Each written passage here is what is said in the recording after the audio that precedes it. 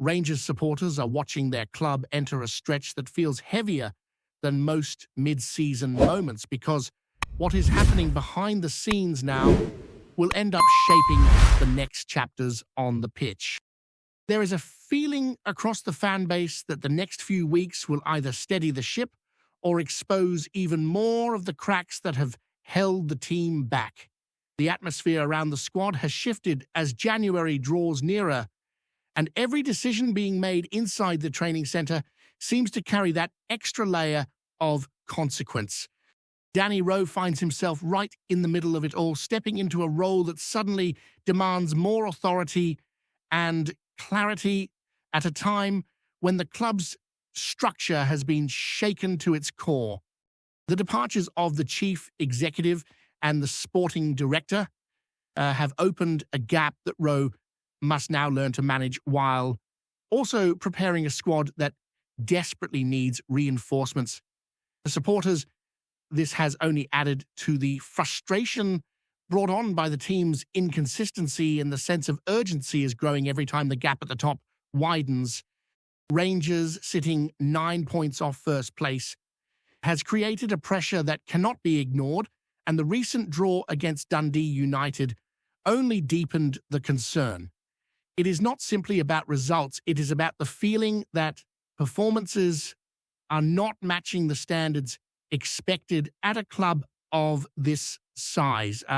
With more changes behind the scenes expected, Rowe is now preparing for a window where he may carry more influence than any Rangers manager has had in years.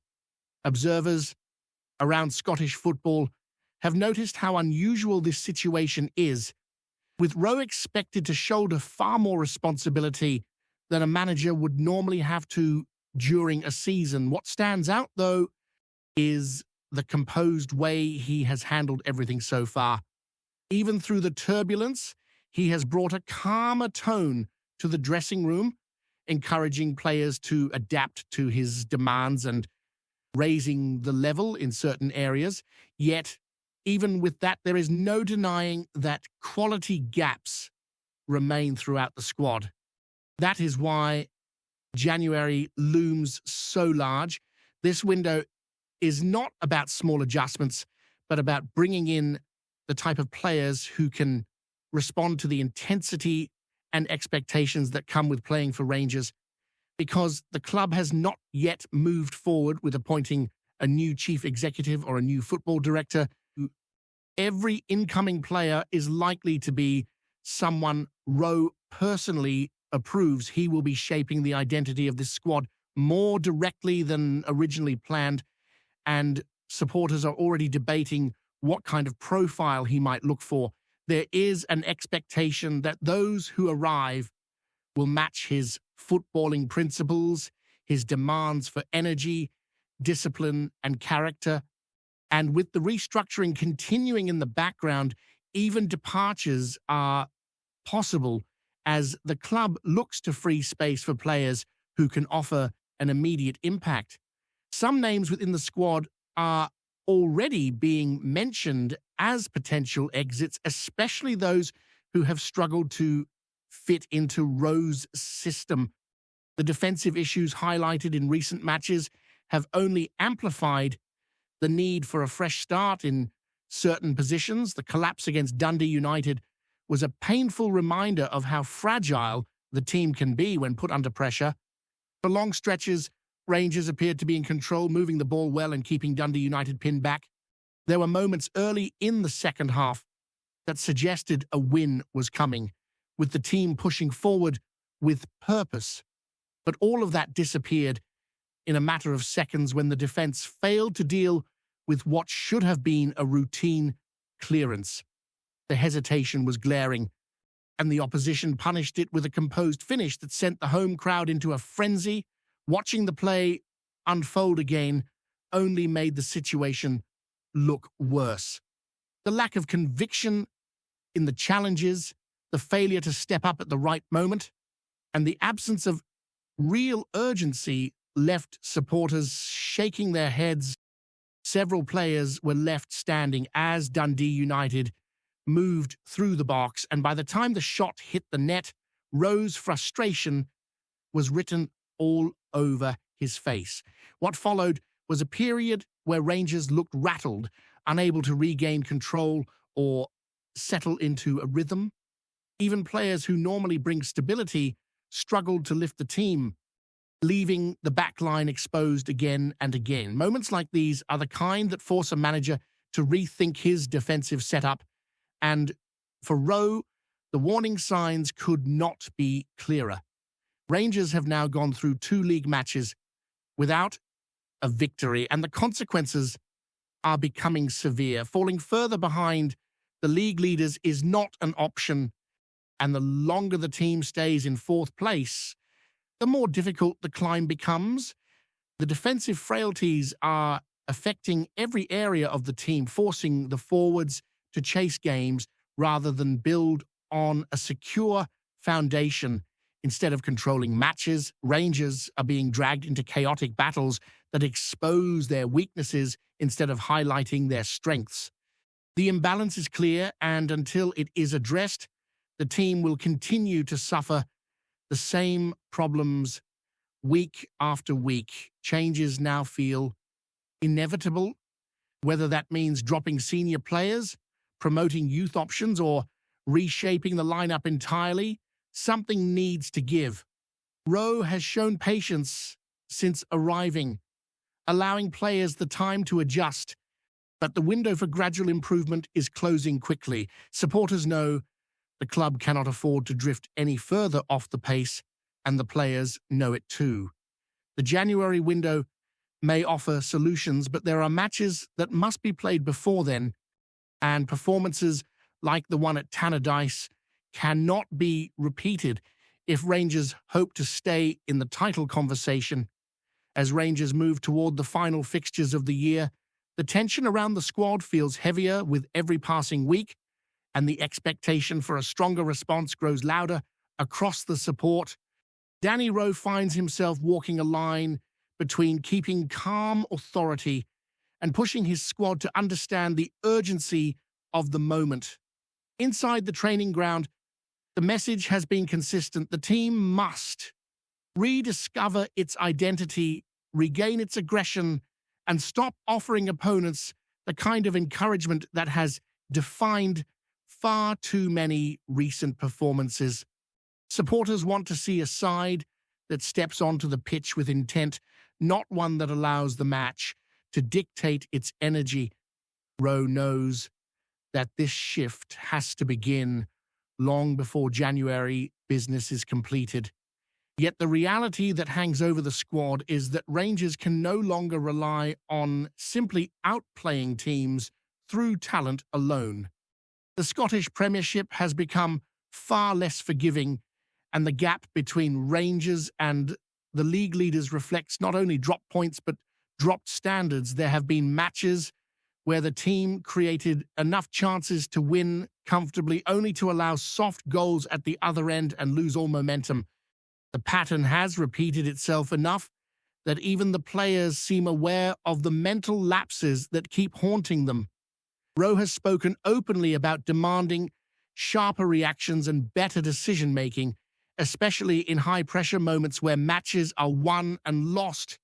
The supporters are watching closely to see how the manager manages the leadership within the dressing room. There is a belief among many that the squad needs stronger voices, players who do not hide when the match becomes scrappy or when the opposition pushes forward with aggression. Too often this season, Rangers have been second to loose balls, hesitant in challenges and slow to reorganize when possession is lost.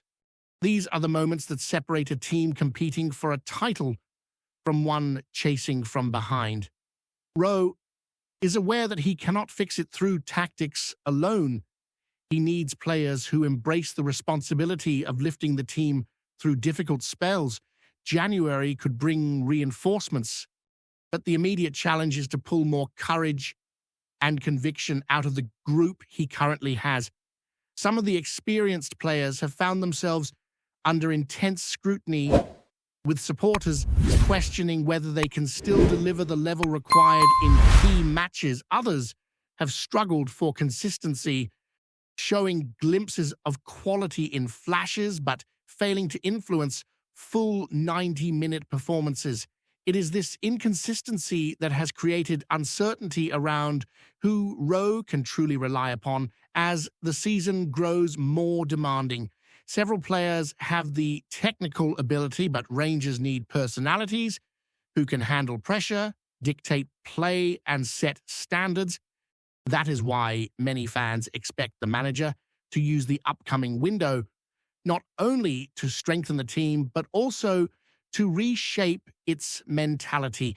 The midfield has been an area of particular frustration, with the balance often drifting between too cautious and too reckless. There are matches where Rangers dominate possession but lack penetration, and others where they lose structure entirely and allow opponents to run through the lines without resistance.